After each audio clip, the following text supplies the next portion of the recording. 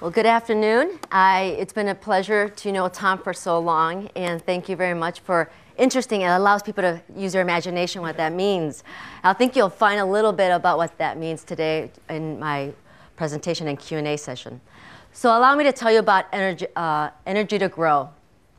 So in terms of an entrepreneurial experience, and one that has deep personal meaning, you have to hit the rewind button and figure out where did it all start. And I'll be very honest, it started very early. When I was 9 years old, my family took us back to Colombia for a visit. And we were able to visit a national monument called El Paraíso. And after our morning tour, we were taken to the patio deck for lunch. And as we were seated and waited for our lunch, we chit-chatted. And then our lunch was served. It was sancocho. And if anyone knows what sancocho is, I want to talk to you afterwards. It's a traditional stew. As it was served, I noticed a boy off to my right. He was approaching us, young, a baby 10 or 11 years old. A white shirt, white pants, and no shoes. As he approached us, I just kind of looked at him and looked at my mom. And he got about 4 feet away from me. And then he lowered himself to the ground. So I have my food, and he's staring at me. And so I'm kind of not knowing what to do. And I asked Mom, why is he there? Why is he staring? And she says, she explained, he's waiting to see what you will leave behind. I looked at my mom. I looked at the boy, and I just put down my spoon and gave the sancocho to him. That experience left me with a perspective for life. And what I mean by that, that was a paradox in disguise. Back in the United States, my family had limited financial resources. But in Colombia, we had enough to go out and to share. At that point, I began to understand that small acts can have big impact, regardless of how many resources we have. And I think that's a key piece right here, not only for just an entrepreneur venture in of itself, but for what we're trying to do at StorWatts. So what's StorWatts all about? We're about to bring 3 billion people the energy to grow. And how are we going to do that? We're building a micro-compressed air energy storage system that will be the most affordable, the most reliable, and the cleanest option at the distributed scale. We do this well, and trust me, we will have redefined the energy landscape at that kilowatt level for 3 billion people. Our goal is simple. Do this well, and 3 billion people will have a choice, a cleaner choice, of an energy source that will help them grow their businesses and communities.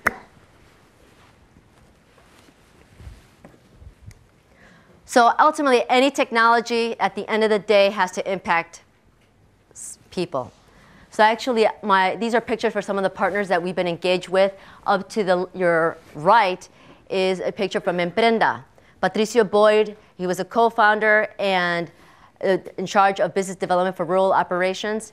I met him in 2009 via email, then met him in 2010 at InterSolar, and since then he's been very, very helpful with us and just visited us last month at a StorWatts facility. He's been at the core of not only giving us insights, but also introducing us to the people who have operating experience for 5 or 10 years in the field. So what does that mean? He introduced us to people who have an ESCO in Laos, people who have an ESCO in India, to people who have ESCOs in Dominican Republic and Honduras. That's just a sampling of the people he was able to take us to so that we would actually get to know what we really have to build. In other words, I did not want to guess. The other picture is from my colleague, Anna Kaplan. She went to Cambodia. And she's been helping me on several fronts. And during this trip, the whole idea of micro energy and micro businesses was just culminated in her basically saying, I want to take a bunch of pictures for you. So she gave me about 25 pictures of micro businesses from Indonesia and Cambodia. You only get to see one of them. So basically to her, StorWatts already left a message with her. We're about providing an energy source so there's much better productive use of energy that allows people to do more with less. And then the last piece speaks a little bit to what I did before. After graduate school, I went to HP in '97. And then after that, went to my first startup and went IPO, raised $100 million. That was called ZapMe. We actually launched about 2,000 computer labs and with over 500,000 users. After that, I started my own business on a consulting basis, went back to HP, and worked on their emerging market solutions team. If you go onto your Google, put in HP 441 multi-user desktop. And what you'll find is not only press releases, but actual case studies of that project. And that project opened my eyes to you can't just take best intentions and great technology into these markets without having a little bit more homework in the field. And that you'll see in the way we've actually evolved with StorWatts. Some of the things that we learned: insufficient packaging. It arrives in a port of South Africa, gets on a truck, goes on a road with holes bigger than I can imagine, and by the time it got to its location, because we were targeting rural schools, it was basically falling apart.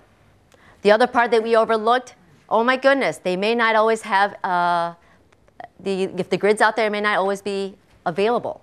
So guess what? We sent a system with AC. We did not decide to actually operate AC and DC. So those are just a few insights into what has shaped our insights for StorWatts.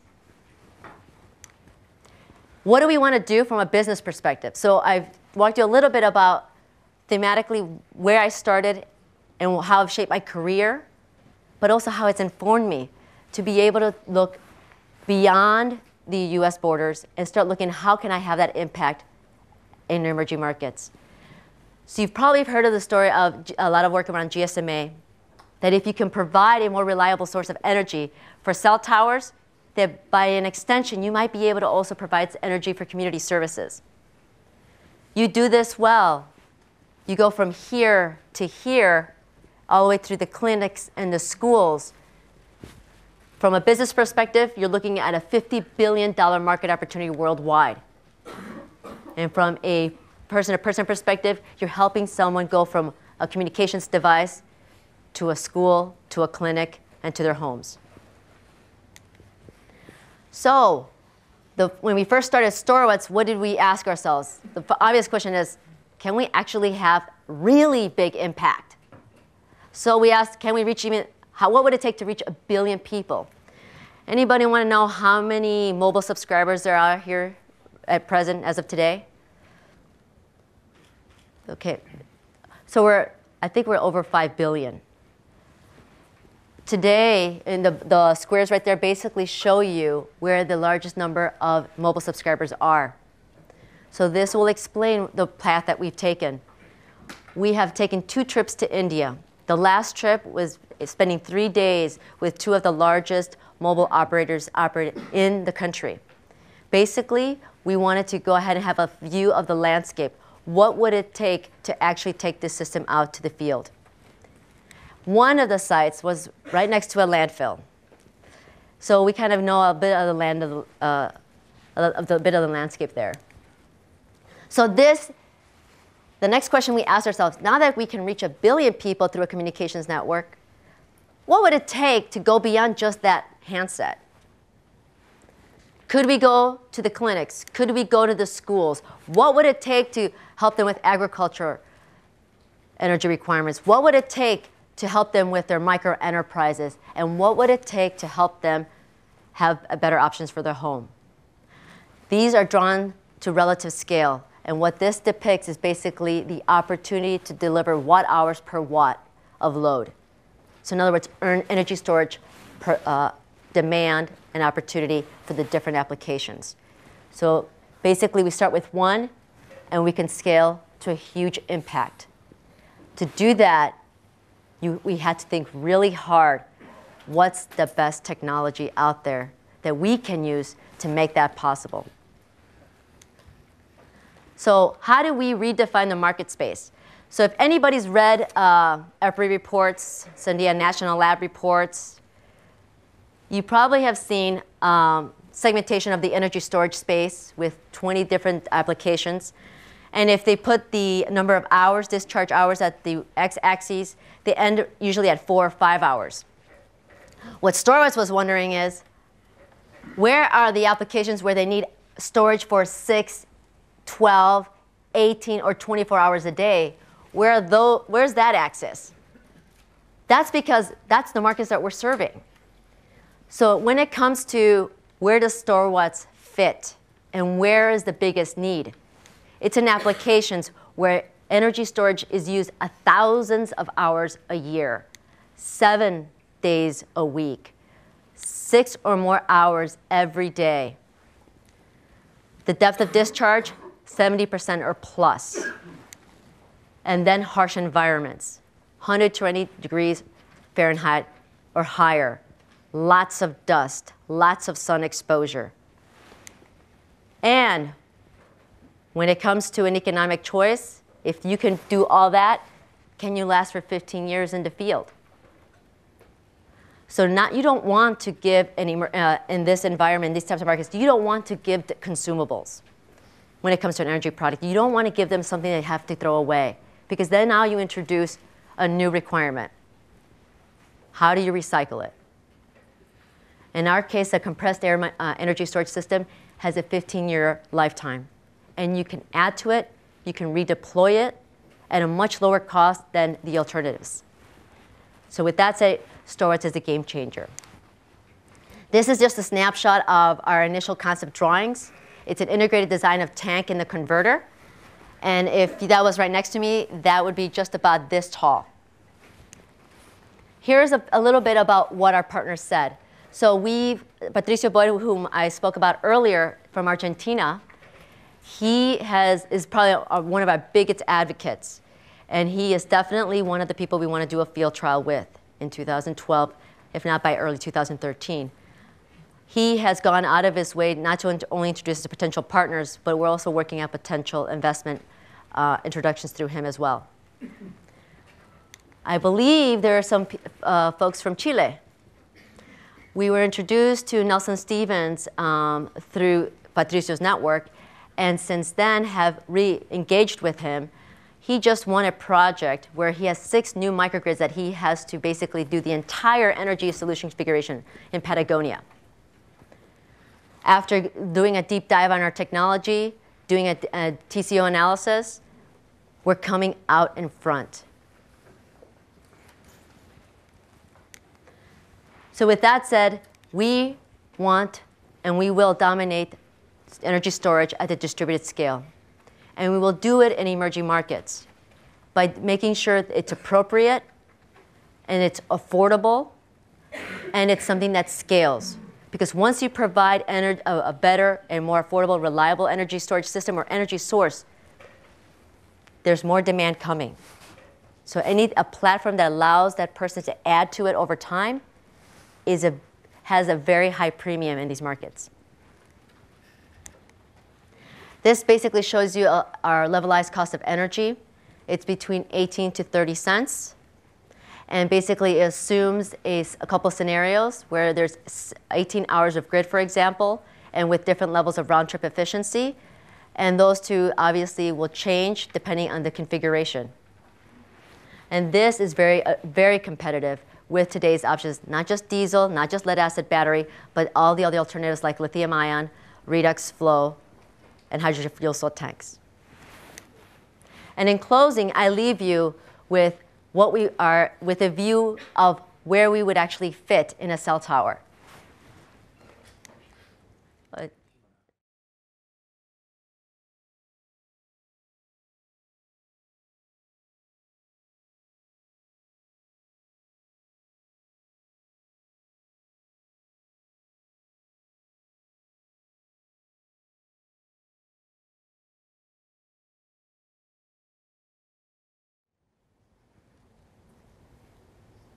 I look forward to your questions, and thank you very much for your time.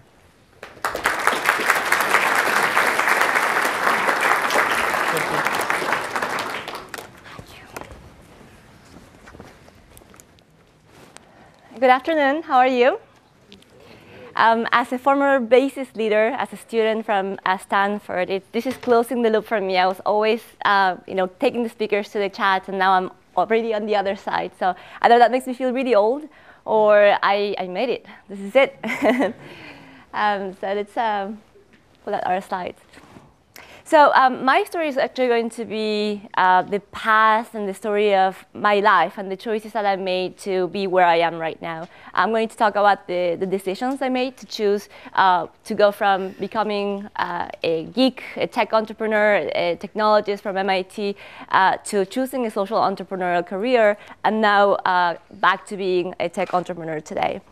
So this is a picture of the community I was serving in Nicaragua when I was in college. The problem that I was trying to solve was the water issue. There are 2 billion people without access to water, safe water, and sanitation around the world. There are many definitions of social entrepreneurship. Academics like Greg Diz will talk about social entrepreneurs as those who combine the passion and the belief in a social mission with a business-like discipline that tech entrepreneurs have in Silicon Valley. So I put the pictures of Mark Zuckerberg and Rosa Parks, and you end up with somebody like Mohammed Yunus, who won the Nobel Prize in Peace as a social entrepreneur. My definition, however, is about happiness. I believe that, have you seen this Maslow hierarchy of needs? Raise your hand if you have. So these are the steps that we have to take to reach happiness and self-actualization. I believe that social entrepreneurship is really unique because of the following reason. It allows the entrepreneur to be able to reach meaning and self-actualization by providing the first step to happiness to those who are in more need. So you're really closing the loop in making yourself really happy and bringing happiness to the rest of the world. Now, I'm going to talk about a few eureka moments that I had in my career where I really pivoted my life into becoming something that I didn't think I was going to become before. So I was in junior year. I was a chemical engineering student at MIT looking for internships in the summer. How many of you are looking for a summer internship right now? Only 2, 3? Nobody's going to work this summer? How many of you are looking into entrepreneurship or starting your own projects this summer? Okay. So the rest of you are going on vacation and having a good time? Wow. My times, it was not like this. We actually had to work over the summer to pay for tuition. Anyhow, so in summer 2001, I was a junior, and I had to get a summer internship. This is pre-Wall Street debacle, so everybody wanted to go to Wall Street and go to Goldman Sachs and become an investment banker. So I did my part of interviewing all of these investment bank companies. I ended up having an opportunity to go to London, and it was a really great opportunity. They told me that I would have 10,000 pounds I could use in any way I wanted to invest and show that I could actually manage a portfolio and have the lifestyle of a typical investment banker. On the other hand, I also had this opportunity to go to a very low-paying job in India, in Mumbai, for a local company that made pharmaceuticals together with Merck. And I remember having this dilemma. Now, do I choose to go into an investment banking job that has the prestige and the money and the glamour that everybody would want? Or do I go to India and actually choose to pursue a career that would bring me some more meaning? And I went to India. So what I discovered with this program, being in India, is that I fell in love with my cause. So how many of you care about something that you want to solve today? Okay, tell me some of those examples. Which problems do you want to solve in the world? Speak up. Education. Go ahead. Yes? Social networks are making people less social. Okay. No, it's a very interesting problem. The way we are interacting is changing. Anybody else? Infrastructure roles? Say more. Well, I'm into construction, linking cities, bridging, making the infrastructure available to everybody. Excellent. Education. A very important one today. So I mentioned this because at some point in your life, you'll have this calling, eureka moment, when you really fall in love with a topic or a subject matter. And in my case, I was in India, and I was looking at this problem, the problem of water, having 2 million kids dying of diarrhea every year because they don't have access to clean water. And I realized that this was my calling in life. I had to do something about it. I came back to MIT, and I discovered that these big problems don't actually need solutions that are really complicated. We could have solutions that are very low cost and simple. So I paired up with a number of professors and students at MIT, and we put together this technology solution that used ceramic filters as the way to treat water for developing countries, especially in rural areas where you don't have distributed provision of water. So we did this. We got some patents. We participated in some competitions, won some money. And then we had this laboratory technology that we wanted to deploy in the field. And we're so excited about it because as MIT technologists, we thought that that was all that was needed, a technical product. And when we put it in the field, then magically all the solutions would come about. So this is how it worked. We trained local artisans to make the filters with local technologies. So we would have these workshops where we would develop these filters, and then we created these cooperatives with local factories, small factories that would store and sell some of these filters. Then we'll go house to house, and then sell them or give them away and talk to the households and educate them on how important this was for their children and the safety of their families. We had our own improv lab in one of our offices. It was a bench where we would do testing of all the results of the treatment that we would have in the field. And then we'll go and check how they're using it. For example, it's a typical kitchen in Nicaragua. San Francisco Libre is one of the poorest towns in Latin America. It's the second poorest town in all of Latin America. So the conditions are really primitive. And then we would see them every now and then. You'd spot the filter being used or in the kitchens, and that was a really joyous moment for us. So this filter that had a ceramic component and a plastic bucket where the water was stored worked really well in the lab. The treatment efficiency in the lab was close to 95%. So we thought, wow, we got this. It's cheap, it's local materials, people know how to build it, there's no maintenance. So why wouldn't it work? Well, it turns out that it didn't work. We are in Nicaragua. We deployed about 3,000 of these filters, and the majority of them were not used. In fact, I would do surveys regularly, and people wouldn't really answer my questions. So at one point, I said, I really need to see the filter. You can't just tell me you're using it and you like it. I need to go and see where it is. And I was really in dismay when I saw many of these filters being used as doorstops or for plants, or they're using the bucket in the field for irrigation instead of actually using the filters. So, I mean, as I said, I was a technologist from MIT thinking I had the technology, works in the pristine lab, why wouldn't it work in the field? And that's why I realized that obviously there was something missing and that I didn't know everything. And this was actually symbolically presented to me when I was actually in the field. And I was trying to get close to some of the engineers who are local, since it's very important to engage in a trusted relationship. And I saw this animal on the left. What is the name of this animal? Donkey. Exactly. What is the name of the animal on the right? OK, so obviously I didn't know that. And I was talking about this animal and calling it cow, and everybody was just smirking and laughing around me. And at some point I said, what's happening? Why are you laughing at me? And they said, well, Rebecca, and Dr. Rebecca, as they would call me at that point, that is a donkey, not a cow. So at that moment, I went online and decided to apply to school because I had a lot to learn. Coming from the labs, I'm going to the field and really not even being able to distinguish something so simple as a donkey from a cow. That was really symbolic to me on all the institutional factors, the cultural factors, entrepreneurship, economy, marketing that I didn't know that would never allow me to be successful in these projects. So I came to Stanford, and here I studied the social networks and the institutional factors that affect the performance and the success of these projects in the field. So I did a lot of studies in Argentina, where I was still working with peri-urban areas with a lack of provision of water, safe water. The conditions were as bad, if not worse.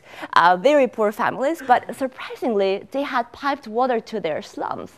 So I was going and looking at these communities where there was almost no money, but they still had water provision.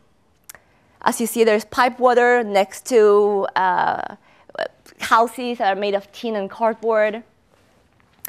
And I actually had to always walk with bodyguards because it was so dangerous that you couldn't even go there by yourself. And what I discovered with this study is that the institutional factors and the social networks were, in fact, one of the most important components in ensuring the success of these projects. Now, the problem with being an academic after having been an entrepreneur is that you can't go back. It's very difficult. So I came back to Stanford, and I had this long thesis to write, 300 or 400 pages. I had a year ahead of me, locked down in a room where I could spend my days in the library. Or, as I told my mom, I could go and actually do these things and solve the problems and do it much faster. So unfortunately, having experienced the idea stretching my mind, I couldn't really go back to being in the lab, and I took this perpetual leave of absence, and someday I'll come back to finish it. Since then, I've been working with organizations like BASIS in helping other entrepreneurs to make their projects happen. And my main issue after coming back from the field was the issue of scale. What I wanted to do was not only to focus on my one idea, but as the quote says, if you get a couple of ideas, they're like rabbits. They reproduce and make more ideas. And when you get a lot of entrepreneurs together, then it's even more exponential. So that was the initial idea behind YouNoodle and the technology platform that we built, Podium, which allows some of these organizers, connectors, and entrepreneurs to scale up their activities by using a technical platform. Similarly, we co-founded, as Tom mentioned, the CleanTech Open, which is an organization that helps cleantech companies create their companies, get resources, get mentorship and funding. And since 2006, this organization has helped thousands of companies raise over $400 million of funding and created about 2,500 jobs. So with this and the fact that, if you look at the average income of PhD dropouts from Stanford versus those who graduate, I think I didn't make the right decision. So in the beginning, every time you have an idea, a crazy idea, and you believe in a cause, and you want to make that happen, people will say it can't happen. Second, they will say, maybe it can happen, but it's not worth your time. Get your doctoral degree, go and study medicine, get a job, a real job, and make sure you have a safety net for your life. But after a while, when you do pursue that cause and you follow your instincts, you'll see that the choices you have made were the right ones. And I hope in a few years you'll be right here presenting your careers. Thank you.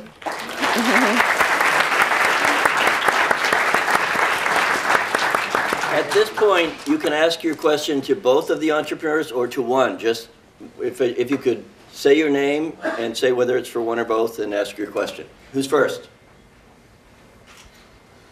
No one? Yes. It's for both. How do you make good decisions? Let me take it.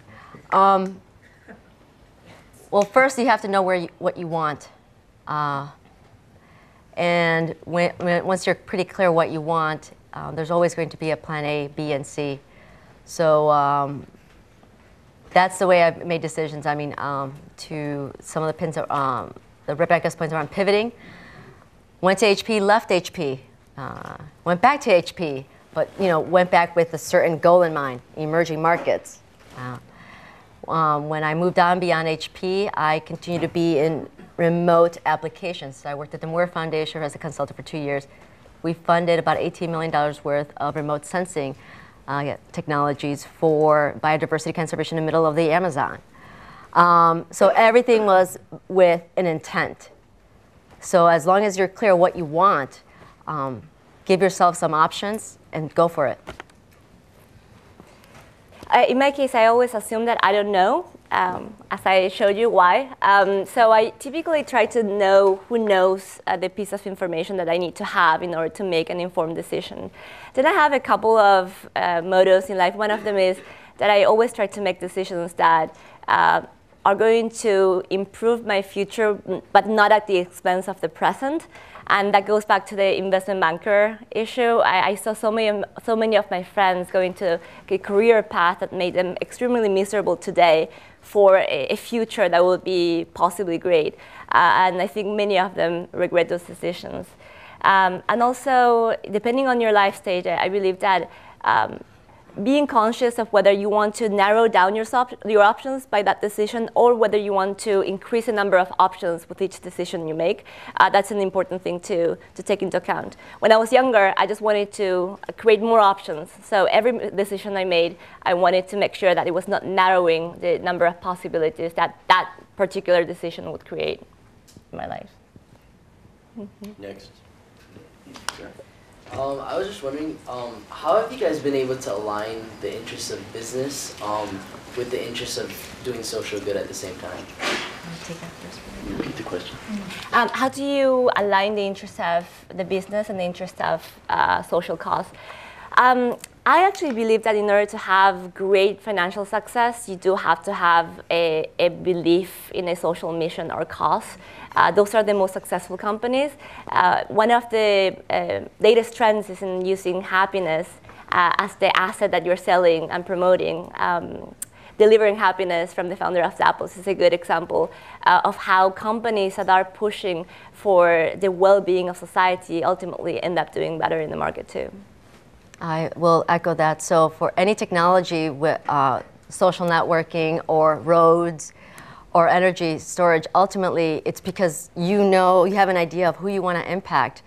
The business will take care of itself. Obviously you want to make it as a for-profit endeavor if you can, because it's more sustainable. And if it's more sustainable, then you're really pushing yourself to make it sustainable for the user.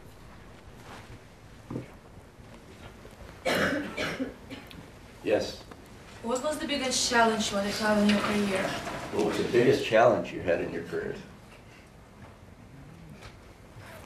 I had no challenges.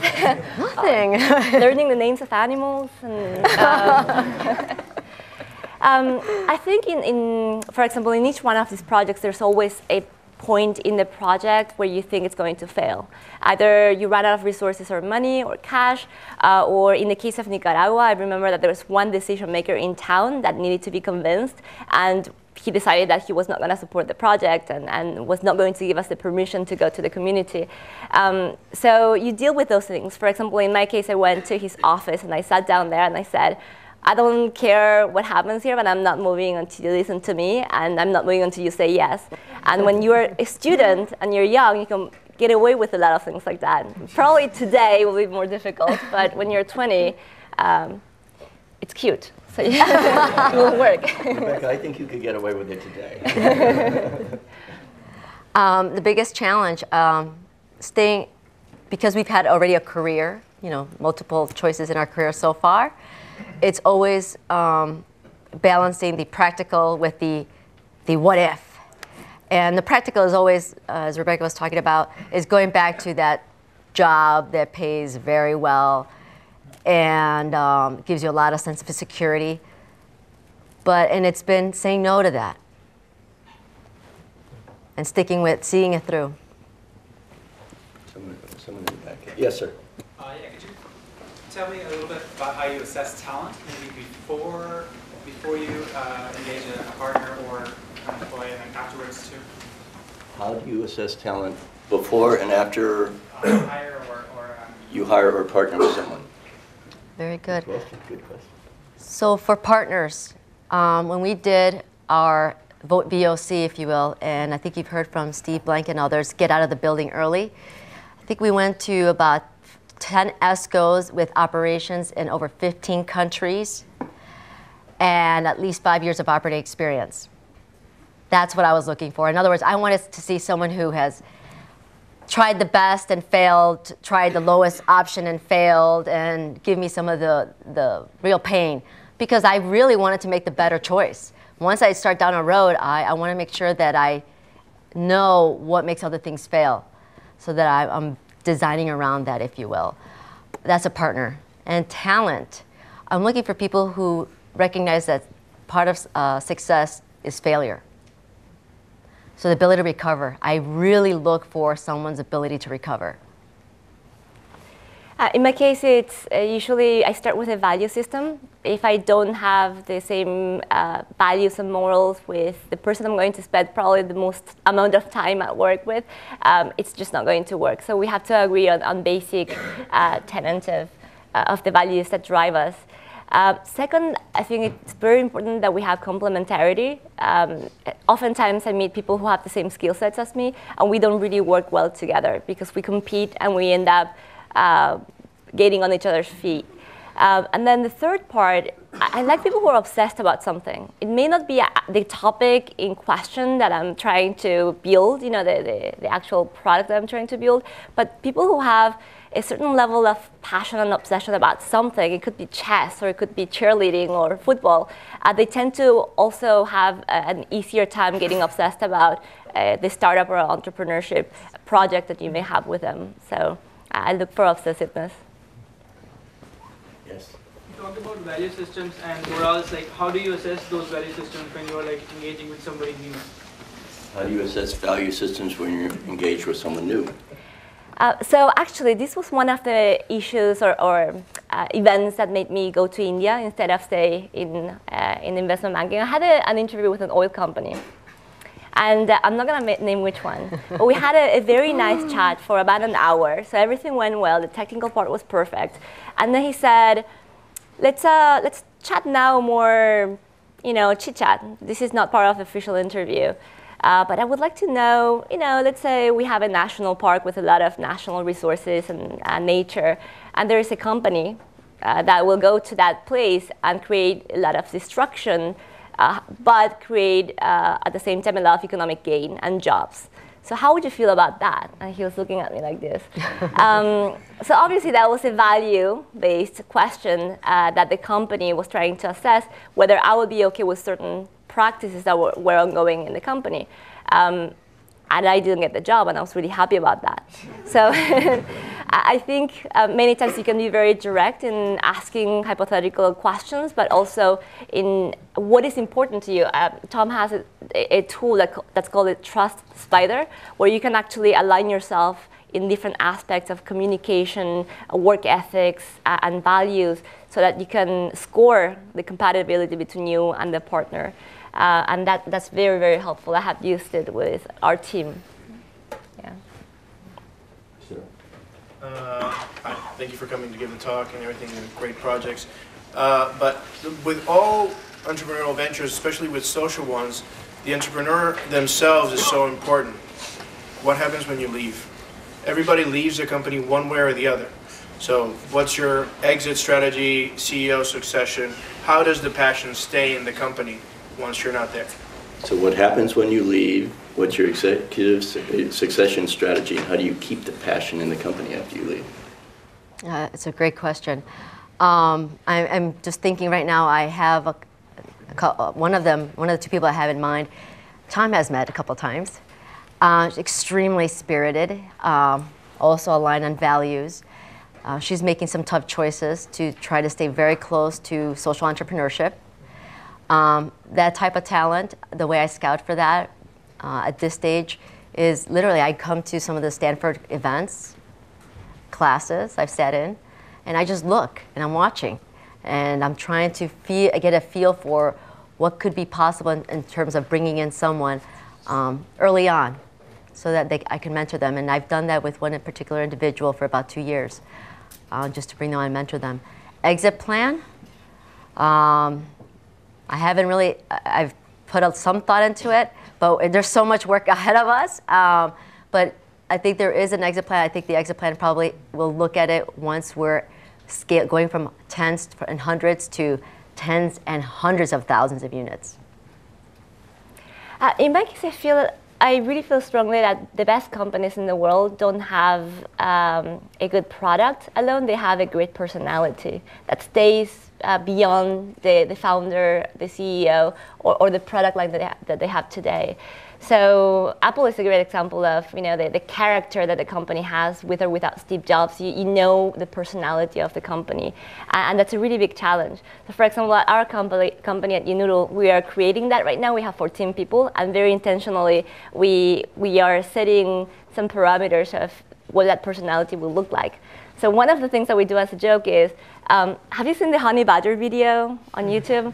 Okay, so there are things about the honey badger that I love. The tenacity, fearlessness, persistence, obsession and passion for that honey that it has to get no matter how many bees are going to bite him.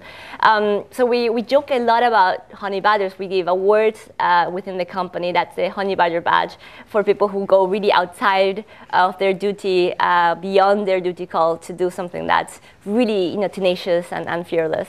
And I think those personalities actually stay on. It doesn't matter if I leave tomorrow. That will make sure that the company continues to attract the right talent and survive over time. In the far back? How do you manage to balance your work life with whatever else is in your life?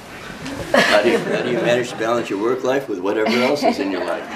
Good questions for both of them, because you know how to juggle, so good different ways. I actually don't know the answer to that question. I'm hoping to learn from you. Oh. Wow. Okay. So I've been called a really good juggler. I can have a lot of balls in the air. But the only reason I can keep them up there is because I have an amazing family. The kind of very highs and some lows that go as part the nature of starting your own thing, it requires that type of support, and it's an intense level of support, and I couldn't be more grateful to my family for making that.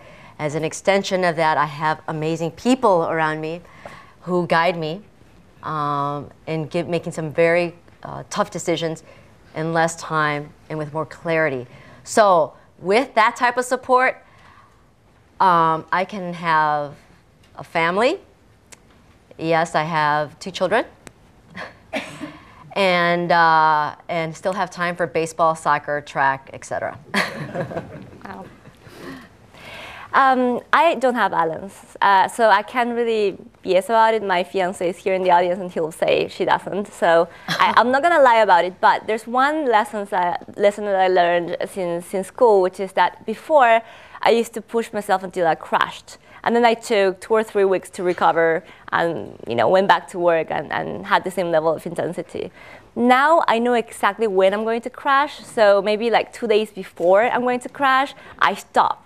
So I don't have to go through a long recovery period, but I just have to have maybe a weekend to recover. So it's just understanding, the finesse between I'm crashing and I'm about to crash.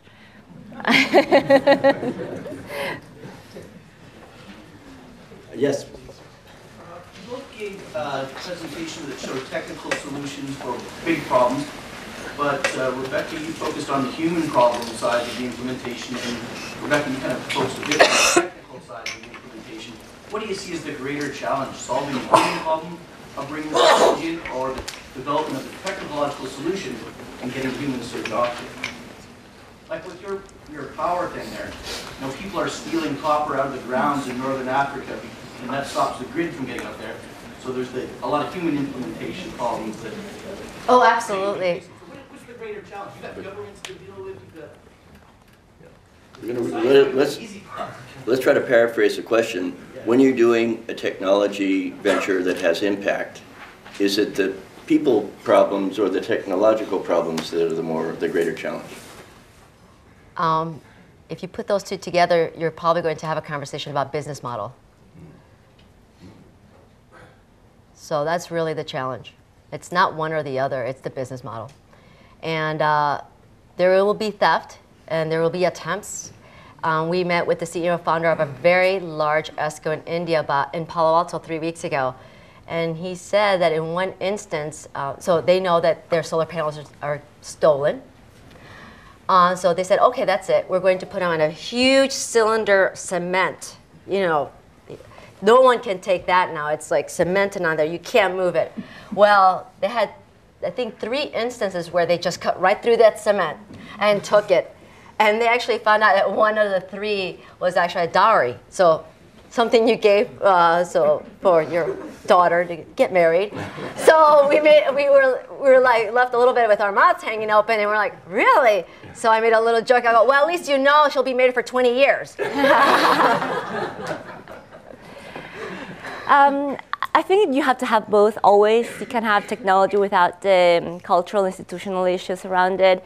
But I do think that technology has a potential to truly disrupt in a very short time period.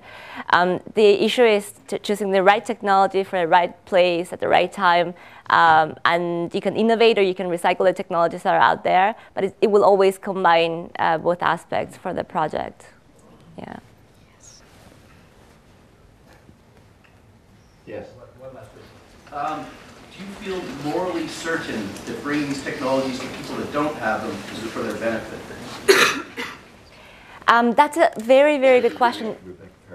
Yes, the question is, am I certain that bringing technologies to communities that don't have it is a good thing? It's a moral thing, right? I was really torn when I was in Nicaragua, and I was pushing this new technology that I developed in the lab. And most of the impact that I was having was actually influencing the community to want to have Nikes just like mine. You know, it was the unintended consequence was that I was pushing cultural values that were not necessarily important in Nicaragua. And then I was looking at the happiness level that I perceived. Maybe I was misperceiving it, but at least what I could capture from my interactions with people, seemed to be pretty high. People seemed to be quite satisfied with their lives, even though they didn't have much. And then half of my friends back at MIT were on Prozac, where they had access to so many things. So I think that's a very, very important question that everybody in a social entrepreneurship project should take into account and have in the back of your mind or their minds while implementing it. But I do believe strongly in the role of technology in solving this problem. So it's about finding the right cultural framework to do it. I will agree. Moral certainty, that sounds a little bit above my pay scale. But certainty that we will have a much more positive impact, I believe so very strongly. I see what we do with lead-acid batteries here in the United States when we ship over a quarter of them to Mexico.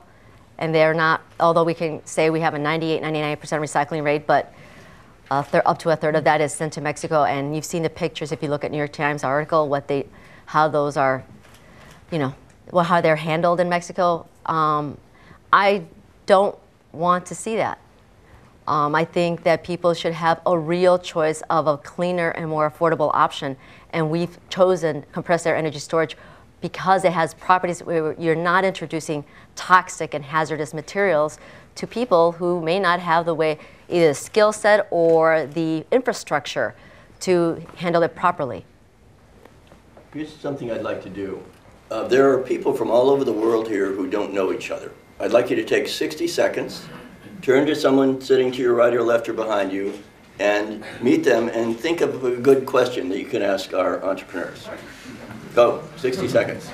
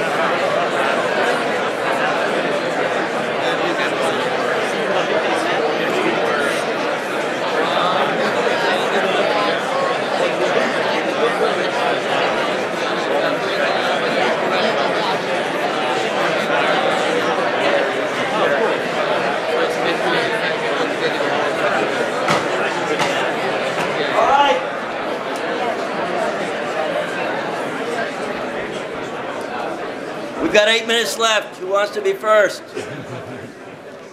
No hands? Come on. Given that there's so many problems in the world that needs to be solved, how do you go about selecting which problem am I going to solve, and how do I know how to make a business model that could scale and that it would be a sustainable business and that would help those solve that problem? So how do you pick the problem? How do you know it'll scale? Your Okay. solution will scale. So StorWatts is all about one goal, energy to grow. And how did I come to that? Because ever since I was, in that story, from 9 years old and onward, I knew I wanted to be one big part of as many people's lives as possible. And that one part is be a part of their best efforts to achieve their goals. Because if I do that, there will be a multiplier effect. And when I thought about StorWatts and we talked about it amongst ourselves, it was how can you have a multiplier effect? So people are already trying to earn as much as they can through either farming or micro enterprises, going to school, studying at night as much as possible. How can we have an impact in their best efforts so they can reach the next multiplier effect in their productivity or in their academic interests? So that's one.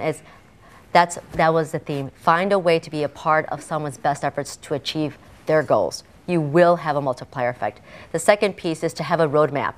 So once you are in a position to enable someone to accomplish the first task, the second task, the third task, figure out how much of an impact that is. So when I presented the bubbles, is because that's exactly how we thought. That's exactly how we saw the market, is we come in at the communication level because that's something we can leverage.